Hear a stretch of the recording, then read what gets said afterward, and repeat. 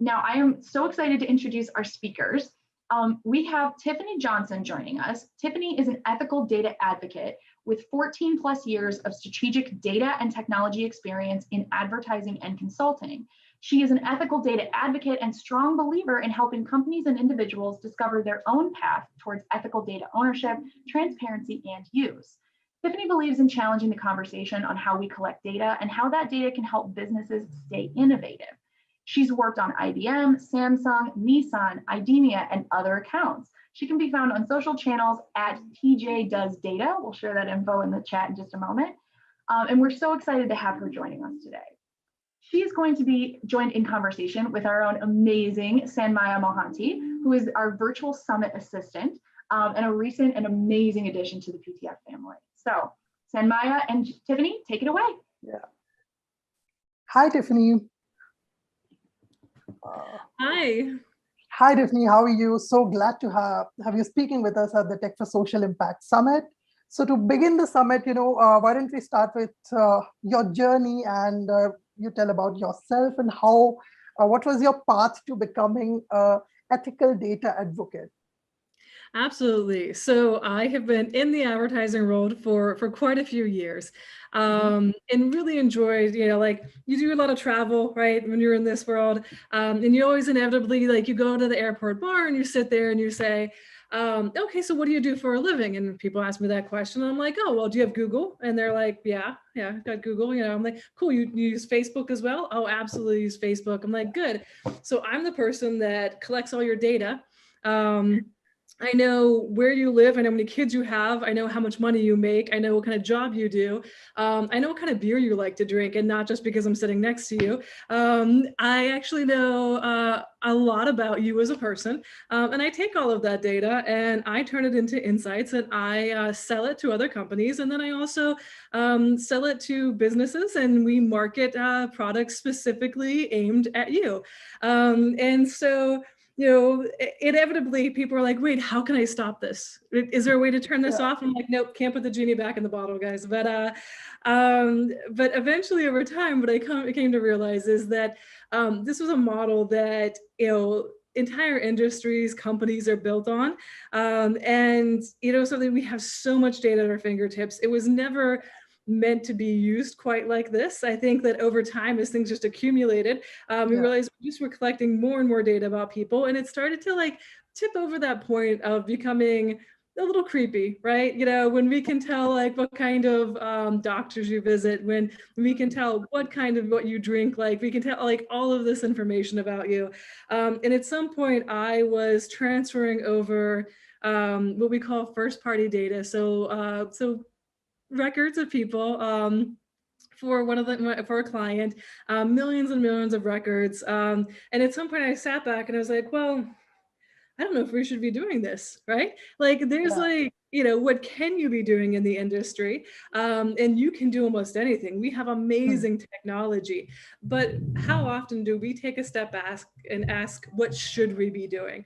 And I started to ask that question, and right about that same time, got to meet some really great people in the data privacy and data ethics world, including, we've all heard, I think, about Cambridge Analytica.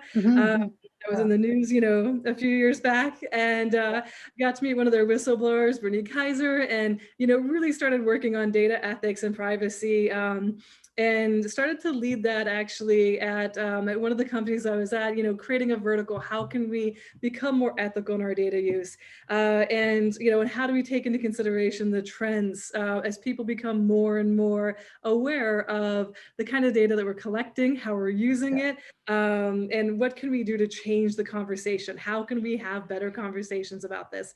So that's a little bit of my background and how I came into this passion. Cool. Just to note, if I was sitting beside you in that airport, I'd be freaked out by listening to all of that.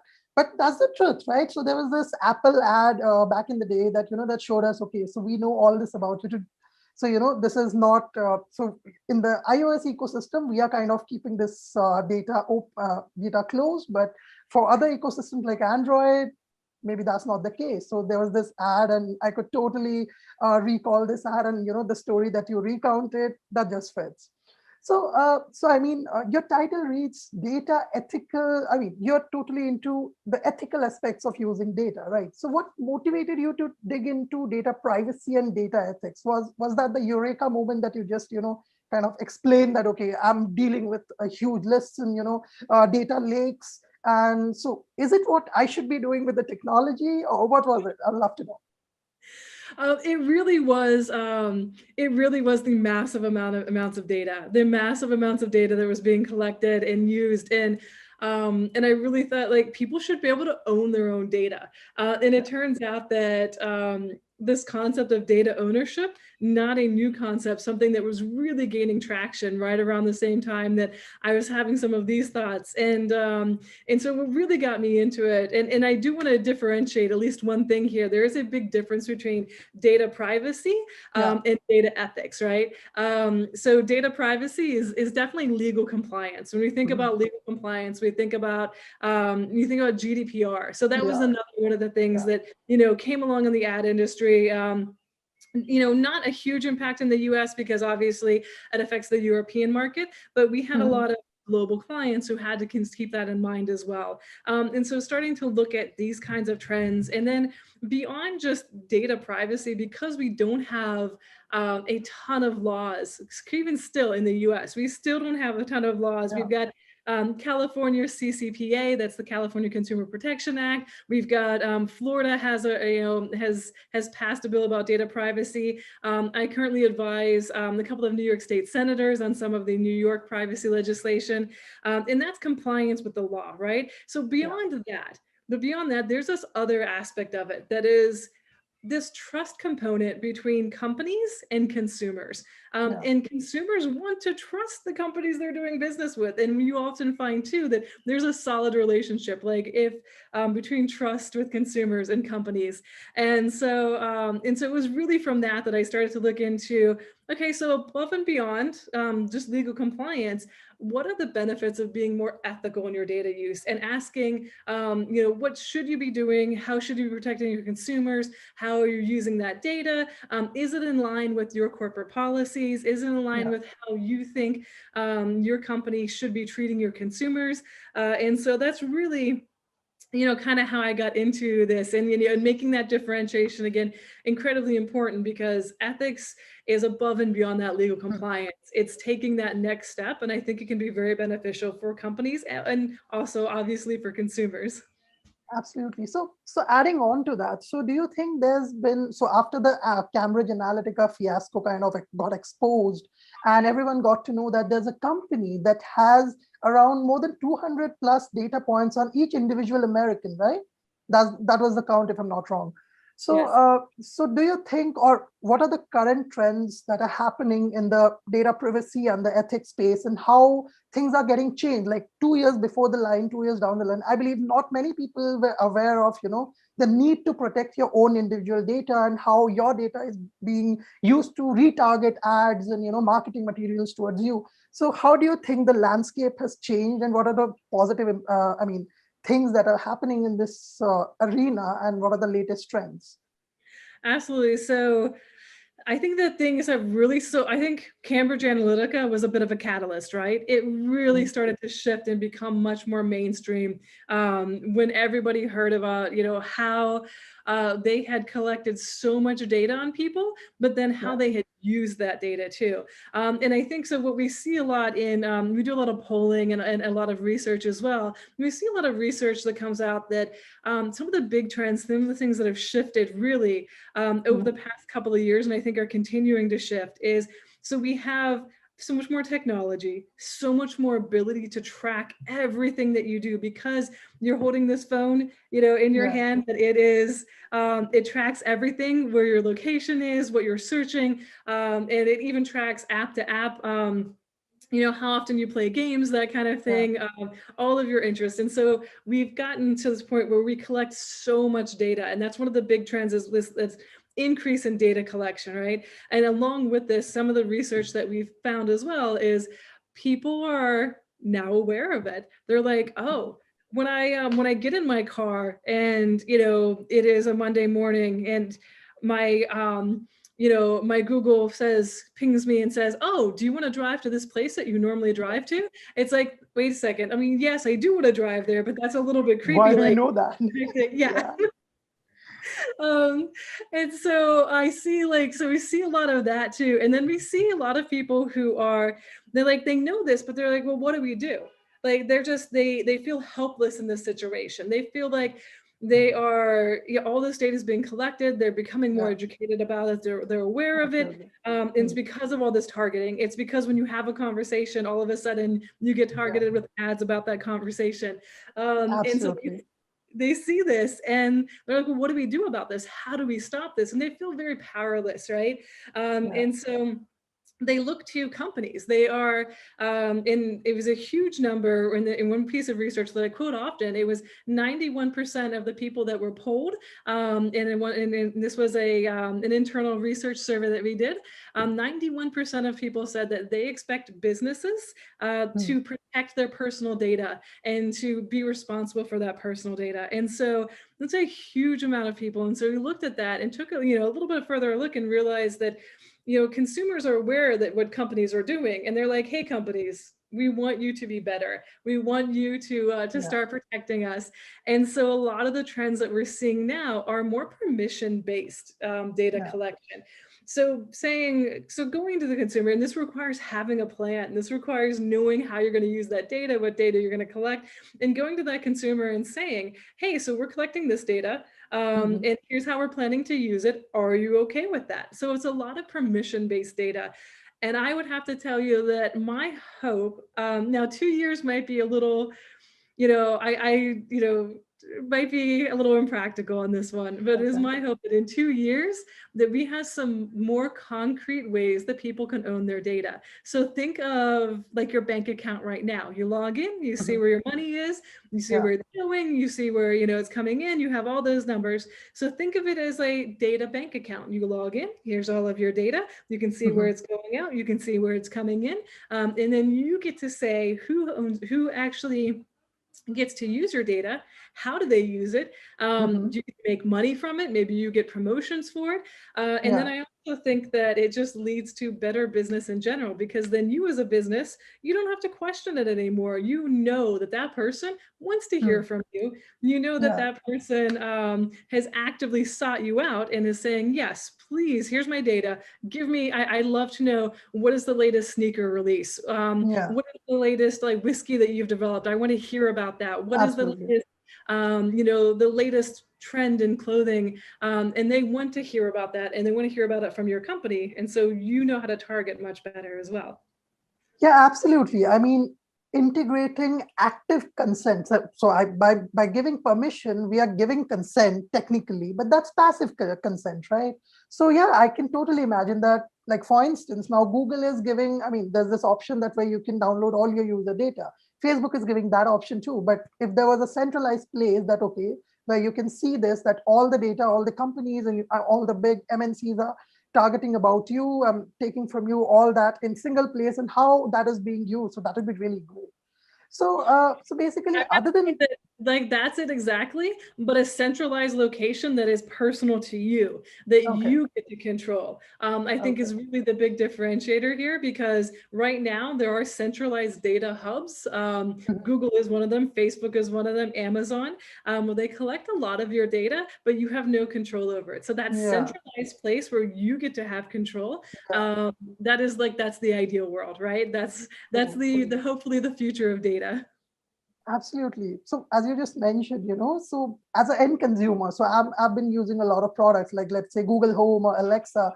So I feel, I mean, whenever I have some conversation and the next day I see an ad pop up, let's say in Amazon, or, Google gives me a YouTube ad. So yeah, we do feel helpless. And what would be your suggestion? So as a data privacy advocate and ethical data advocate, what's your take? So how do you protect your data? I mean, what are the steps that you do take to kind of, stay secure, that stay in control of your data? So I will have to tell you that nothing is perfect right now, right? That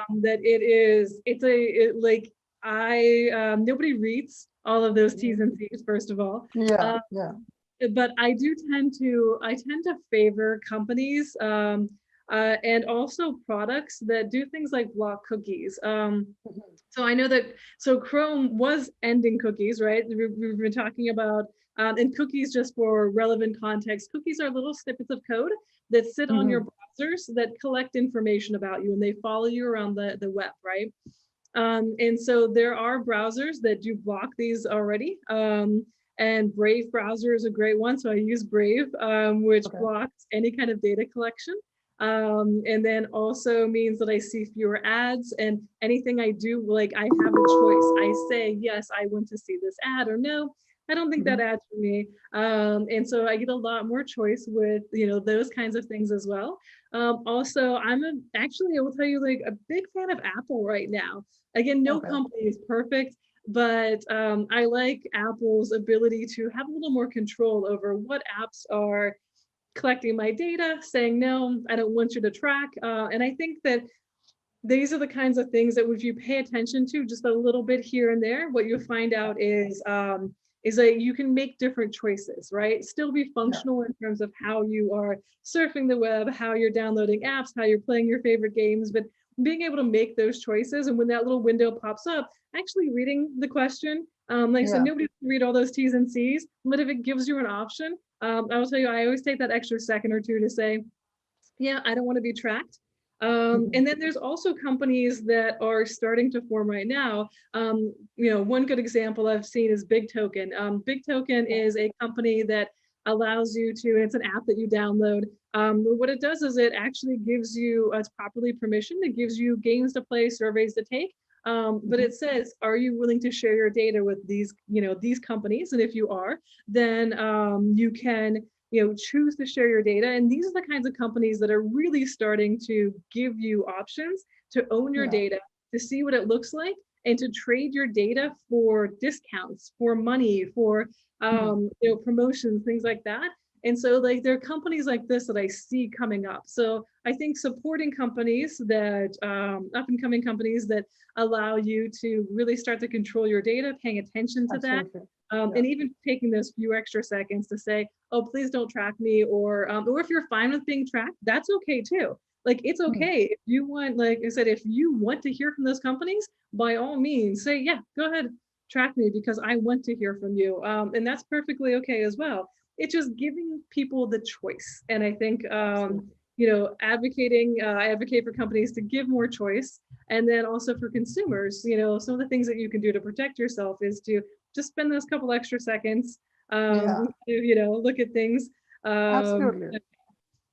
So, I mean, if you're getting tracked, so you very well get, some other added benefits from it, be it, getting payment for you, because end of the day, the big corps are making money from this data. So if you get paid a small portion of it, that would be just, the butter on the topping.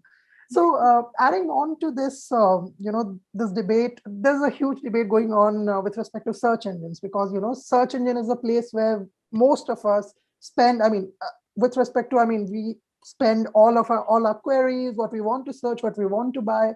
So there's a huge debate going on between Google and DuckDuckGo. So what's your take on that? So Between Google and DuckDuckGo. yeah, So this is another one of those choices, right? yeah, And it is you, like, and I'm all about choice, right? So, like, I mhm, advocate for data ethics, and I think that there are many things that we can be doing better as companies, yeah, and as businesses, but also this relies on the consumer too, to decide that they want that choice and to make choices that make sense for them. And so I think, and I've definitely seen this debate a little bit, but that's another one of those choices. It's the difference between using, if you're going to use Chrome or you're going to use Firefox, and then instead of using those, you use Brave browser. mhm, And so Brave browser might mean that you have to go download it, and then, and actually use that one. So DuckDuckGo, I think the same kind of concept, right? yeah, So do you want to keep using Google? And if you do, mhm, that's fine. I'm well aware of what Google tracks on me in terms of my search, what they're collecting, how they're saving it. yeah, But I will say that even I still use Google. It's habit. I go there, I search for it. But DuckDuckGo it's a choice. It's another one of those choices where you say, oh, here's an alternative solution in the marketplace. How can I better support companies that give me choice? And are transparent about how they're using my data, because those are really the key components, I think, of data ethics. Absolutely, because there's no one size fits all concept in this market. So for someone, DuckDuckGo could be the better option, and for others, Google is the way to go out. And so just to add on this, so you started your career in data. I mean, maybe as a data engineer, data scientist. Then what was your journey? I mean, for everyone who's tuned in, and who are starting in their journeys in the data science field. So for instance, I'm a data analyst. I'm studying data analysis, and I'm studying data engineering in my master's. So what is the ideal path like to becoming a data privacy and ethical data advocate? And so what are the skills you need to have, and how did you land there? What would be your suggestion to them? Absolutely. And so, because from the data analyst side, I mean, yes, absolutely. Started out actually in my career, I was a computer programmer initially. Before I actually ended up, I got my master's in advertising at Syracuse University. But even then, I had gotten into mostly digital, like digital advertising, digital media buying, and it is not always an easy field to get into initially. So you absolutely need to have a lot of persistence and a lot of patience. And then also what we're seeing skill-wise in the marketplace today, the one thing that has really just defined how I approach things differently than just an analyst or like a computer engineer, which these are amazing roles. But when you start to learn these engineering and computer programming, you start to look at how you analyze data, and you're building dashboards, you're doing all this, and you come to this point where you start to ask why. Right? Just like when I'm processing all this data, I started to ask questions, right? So I think it's an inquisitiveness, and one of the key things is being strategic. So asking, why am I doing this? Why does this matter? So if you're going to be analyzing data and you have all those amazing technical skills that come with this kind of role, then you have to go that step further, and you have to look at this data and how you strategically apply it. And I call this ethical data strategy as well, because data ethics on its core is fantastic. Here's principles, guidelines, things that you should be doing, but then how does that impact a business? Why does it matter? And I think that strategic step of asking why is really skill-wise what we're hoping to see. Like, and when I do interviews and when I look at for people to join my team, these are the kinds of things that I look for: is people who are inquisitive, people who ask why, people who start to really analyze things and go that step further and be super strategic with the data they're collecting. So basically, is the skills that I have in the data domain, are they affecting the society for good? So if they are, then I should probably continue. And if they are not, I should probably question. So that's the crux of, your message. So yeah, so moving forward, so basically I wanted to ask, so you have this journey, right? So looking back, what do you think, things that you could have done differently? What are the areas that, you look back in retrospect that, okay, these are the things that I could have done differently? So, yeah. So that's an interesting question, but I will tell you that I am one of those people that lives with very few regrets. And as far as doing things differently, not a whole lot. It's been it's not, it was not a smooth journey at any point in time to get to where I am. However, I know that in terms of, I wouldn't say that I would do anything differently aside from looking earlier in my career and looking earlier to say, to really start to interpret how you respond to situations instead of reacting, right? So we all have bad days. We all have a boss that yells at us. We all have something that goes terribly wrong. We feel underappreciated, that kind of thing. And this happens everywhere. And so I would have to say to that is, learning, the only thing I would have done really differently is learning earlier on how to respond to situations and not react, and be a little calmer, understand that life is long, and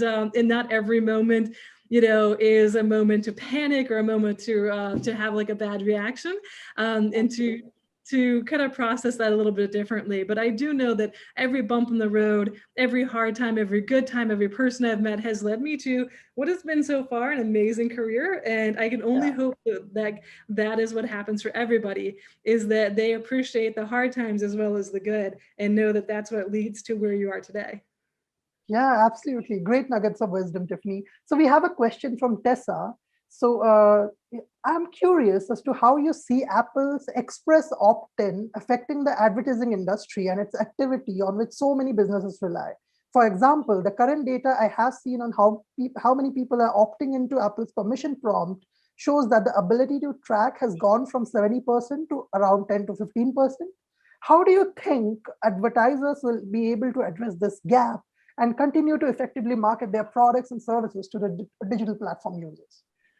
So first off, it's huge. It's going to have a huge impact. But two things to keep in mind is one, that every business should have their own first party data collection system, right? So every business should be going out to their consumers, knowing who their consumers are, asking them for permission to use their data outside of the Apple platform. Second, if all else fails, you do know that Apple is spinning up their own ad platform where you can purchase ads through Apple, which is a very smart move on their part. A little tricky, but a smart move on their part, because Apple is still collecting data on you. They're just not allowing those apps to collect data on you. So very fine distinction, but there are ways around it. And also, if you are only relying on that third-party data collection from Apple, then the rest of your data strategy is severely lacking and needs to be paid better attention to, because those are the ways that you solve for that outside of Apple. Cool. So as we are moving to the end of the session, so where can we learn more about you and how can we connect with you? Absolutely. So I hopefully this has been shared too in the chat, or so LinkedIn, great place. I post regularly on LinkedIn. Also, you can find me on pretty much any social platform at TJ Does Data. So, I speak on Clubhouse from time to time. I'm on Twitter, I'm on Instagram under TJ Does Data. Cool. It was nice to have you, Tiffany, and everything I got to learn from you and the audience that learned from you. So looking forward to have you soon. And thank you. Thank you for speaking with us. Thank you so much. I really appreciate your time today.